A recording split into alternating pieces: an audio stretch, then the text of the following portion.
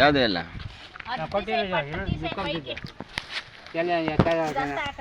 ಅದು ಬಾಲಿ ಕಣಿದೆ ನಾನು ಕೊಟ್ಟಿಲ್ಲ ನಾನು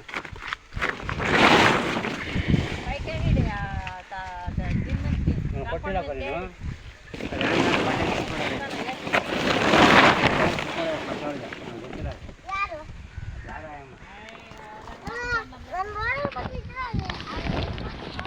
ಹಾಯ್ ಫ್ರೆಂಡ್ಸ್, ಎಲ್ಲರೂ ಹೇಗಿದ್ದೀರಾ? ನಾವೇನೋ ಚೆನ್ನಾಗಿದ್ದೀವಿ. ಇವತ್ತೊಂದು ಹೊಸ ವಿಡಿಯೋನ ನಿಮ್ಮ ಜೊತೆ ಶೇರ್ ಮಾಡ್ಕೊಳ್ತಾ ಇದ್ದೀನಿ. ಇದು ನಮ್ಮ ಹೊಲದಲ್ಲೇ ಬೆಳೆದಂಥ ಜೋಳ. ಈ ಸಲ ಅಂತೂ ತುಂಬ ಅಂದರೆ ತುಂಬಾ ಲಾಸ್ ಆಯಿತು. ಈ ವರ್ಷ ನಮ್ಮ ಮಾವರು ಇಲ್ಲೇ ಬಂದ್ರಲ್ಲ, ಹಾಗಾಗಿಬಿಟ್ಟು ನಾವೇ ಮಾಡ್ಕೊಳ್ಳೋಣ ಅಂತ ಇಟ್ಟಿದ್ದ ತಗ್ಗಟ್ಟಿಗೆ ಖರ್ಚಿಗೂ ಸಮೇತ ಬರಲ್ಲ ಫ್ರೆಂಡ್ಸ್, ಅಷ್ಟು ದುಡ್ಡು ಲಾಸ್ ಆಗುತ್ತೆ.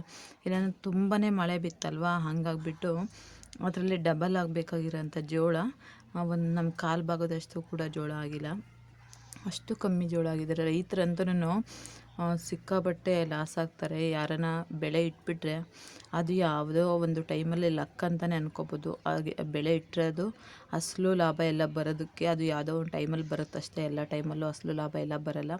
ಏನೇನೋ ಫುಲ್ಲಾಗಿ ಏನೇನೋ ಮಳೆ ಇಟ್ಕೊಂತು ಅಂತಂದರೆ ನಮಗೆ ಅಸಲು ಹುಟ್ಟಲ್ಲ, ಅದ್ರಲ್ಲಿ ಕಾಲು ಭಾಗ ಸಮೇತನೂ ಬೆಳೆಯೋಕ್ಕಾಗಲ್ಲ. ಅಷ್ಟು ತುಂಬಾ ಕಷ್ಟ ಆಗುತ್ತೆ. ಅಮ್ಮಮ್ಮ ಅಂದರೆ ನಮ್ಗೆ ಒಂದು 15 ಕ್ವಿಂಟಲ್ 16 ಕ್ವಿಂಟಲ್ ಜೋಳ ಆಗಬೇಕಾಗಿತ್ತು. ನೋಡಿದ್ರೆ 2 ಕ್ವಿಂಟಲು ಅಟ್ಲೀಸ್ಟ್ ಒಂದು 3-4 ಕ್ವಿಂಟಲ್ ಆಗುತ್ತೇನೆ ಅಷ್ಟೇ. ಅದು ಬಿಟ್ಟು ಜಾಸ್ತಿ ಆಗೋದೇ ಇಲ್ಲ. ಜೋಳ ತುಂಬಾ ಲಾಸ್ ಆಗೋಯ್ತು ಈ ಸಲ ಬೆಳೆ ಇಟ್ಟು. ಅದನ್ನು ನೋಡ್ತಾ ಇರ್ಬೋದು. ಆಡಿಸಿರೋ ಜೋಳನೆಲ್ಲ ಒಂದು ಕಡೆ ನೂಕಿದ್ದೀವಿ. ಇದರಲ್ಲಿ ಬೆಂಡಿರುತ್ತಲ್ಲ, ಆ ಬೆಂಡಲ್ಲೆಲ್ಲ ಇನ್ನೂ ಜೋಳ ಎಲ್ಲ ಹಾಗಾಗಿ ನಿಂತಿತ್ತು. ಅದಕ್ಕೋಸ್ಕರ ಆ ಜೋಳ ಎಲ್ಲ ತಿರ್ಗಿ ನಾನು ನಮ್ಮ ಅತ್ತೆ ಎಲ್ಲ ಹಾಯ್ದಾಕ್ತಾಯಿದ್ದೀವಿ. ನಮ್ಮ ಮಾವ ಬಂದು ಬಿಡಿಸಾಕ್ತಾಯಿದ್ದಾರೆ. ಇವಾಗ ನೀವು ನೋಡ್ತಾ ಇರ್ಬೋದು, ನಮ್ಮ ಮಾವನು ಕೂತ್ಕೊಂಡು ಎಲ್ಲ ಬಿಡಿಸಾಕ್ತಾಯಿದ್ದಾರೆ. ಅದಾದಮೇಲೆ ನೈಟು ನಾನು ಅದೆಲ್ಲ ಆಯೋ ಅಷ್ಟೊತ್ತಿಗೆ ನೈಟೇ ಆಗೋಯ್ತು ಫ್ರೆಂಡ್ಸ್. ನಾನು 4 ಗಂಟೆಗೆ ಹೋಗಿರೋದು, 7 ಗಂಟೆ ಆಗಿದೆ ಅದೆಲ್ಲ ಆಯ್ದು ಎಲ್ಲ ಕ್ಲೀನ್ ಮಾಡಿ ಬರೋ ಅಷ್ಟೊತ್ತಿಗೆ. ಅಷ್ಟೊತ್ತಾಗುತ್ತೆ. ಅಷ್ಟು ಕಷ್ಟಪಟ್ರೂ ಕೈಗೆ ಸಿಕ್ಕಿದ್ದು ಬಾಯಿಗೆ ಸಿಕ್ಕಲ್ಲ ಅಂತಾರಲ್ಲ, ಆ ಥರ ಮಳೆ ಅಂತೂ ಬಂದುಬಿಟ್ರೆ ಏನು ಫುಲ್ಲು ಲಾಸ್ ಆಗಿಬಿಡುತ್ತೆ. ಅಷ್ಟು ಲಾಸು ಅಂದರೆ ಲಾಸು. ರೈತರಿಗಂತೂ ಏನೂ ಸಿಕ್ಕೋದೇ ಇಲ್ಲ. ಮಾರಾಟ ಮಾಡೋರಿಗೆ ಚೆನ್ನಾಗಿ ಸಿಕ್ಕುತ್ತೆ ರೇಟು, ರೈತರಿಗೆ ಏನೂ ಸಿಕ್ಕಲ್ಲ. ಇದೆ ಇಲ್ಲೊಂದು ಸಮಸ್ಯೆ ಖಂಡಿತ ಇದೆ.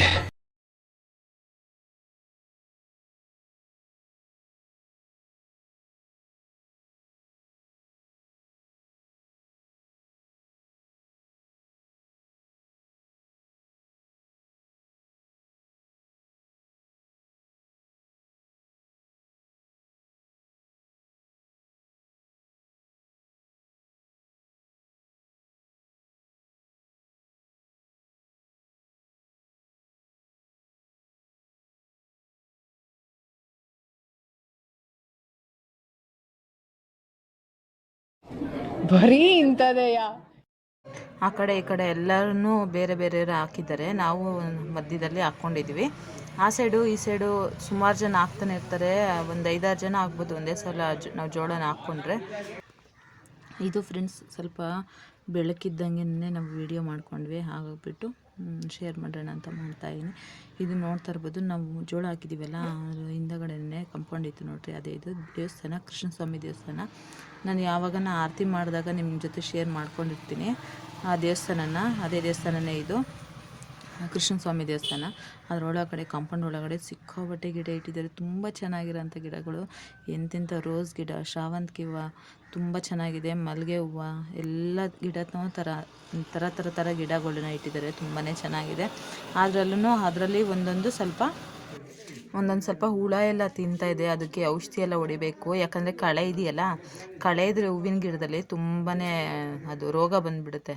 ಅವಾಗ ಔಷಧಿ ಹೊಡಿತಾ ಇದ್ರೆ ಆ ಥರ ಎಲ್ಲ ಏನೋ ಅನ್ಸಲ್ಲ. ಇದೇ ನೋಡ್ತಾ ಇರ್ಬೋದು ನೀವು ದೇವಸ್ಥಾನ, ತುಂಬಾ ಚೆನ್ನಾಗಿದೆ. ಒಳಗಡೆ ನಾನು ತೋರಿಸಿದ್ದೀನಿ, ಆದರೆ ಇನ್ನೊಂದು ಸಲ ತೋರಿಸ್ತೀನಿ. ಯಾವಾಗ ಶನಿವಾರ ಓಪನ್ ಮಾಡಿದಾಗ ಪೂಜೆ ಮಾಡ್ಸೋಕ್ಕೆ ಅಂತ ಹೋದಾಗ ನಾನು ತೋರಿಸ್ತೀನಿ ನಿಮಗೆ ಆ ದೇವಸ್ಥಾನ ಹೇಗಿದೆ ಫುಲ್ ಕ್ಲಿಯರಿಟಿಯಾಗಿ. ಇದು ಡ್ರಮ್ಮು ಇಡೋದಕ್ಕೆ ಅಂತ ಅಂದ್ಬಿಟ್ಟು ಆ ಥರ ಎಲ್ಲ ಸ್ಟ್ಯಾಂಡ್ ಹಾಕಿದ್ದಾರೆ ನೋಡಿ.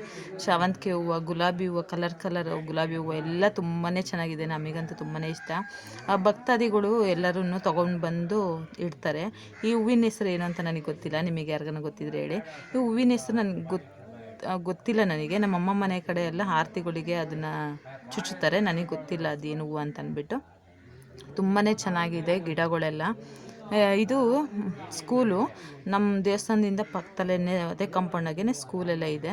ಈ ವಿಡಿಯೋನ ಒಂದ್ಸಲ ಶೇರ್ ಮಾಡ್ಕೊಳ್ತೀನಿ ನಿಮ್ಮ ಜೊತೆ ಫುಲ್ಲು ಕ್ಲಿಯರಿಟಿಯಾಗಿ, ಯಾಕಂದರೆ ಅರ್ಧ ತೋರಿಸಿದ್ರೆ ಚೆನ್ನಾಗಿರಲ್ಲ. ಜಾಸ್ತಿ ಇವಾಗ ಇದರಲ್ಲಿ ಆ್ಯಡ್ ಮಾಡೋಕ್ಕೋದ್ರೆ ಫುಲ್ಲು ಲೆಂತಿ ಆಗಿಬಿಡುತ್ತೆ ವಿಡಿಯೋ, ಹಂಗಾಗಿ ಬೇಡ ಅಂತ ಅದರಲ್ಲಿ ಸ್ಕಿಪ್ ಮಾಡಿದ್ದೀನಿ ಅಷ್ಟೇ. ಇದರಲ್ಲಿ ಆಗ್ತಾಯಿಲ್ಲ.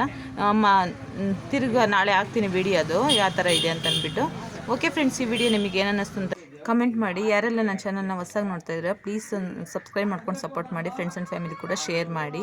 ಈ ವಿಡಿಯೋ ನಿಮಗೆ ಸ್ವಲ್ಪ ಒಂಚೂರನ್ನ ಇಷ್ಟ ಆಗಿದ್ರೆ ಒಂದೊಂದು ಲೈಕ್ ಮಾಡೋದನ್ನು ಮರಿದೆ ಪ್ಲೀಸ್ ಒಂದೊಂದು ಲೈಕ್ ಮಾಡಿ. ಮತ್ತೊಂದು ವಿಡಿಯೋದೊಂದಿಗೆ ಸಿಗೋಣ. ಬಾಯ್ ಬಾಯ್, ಟೇಕ್ ಕೇರ್.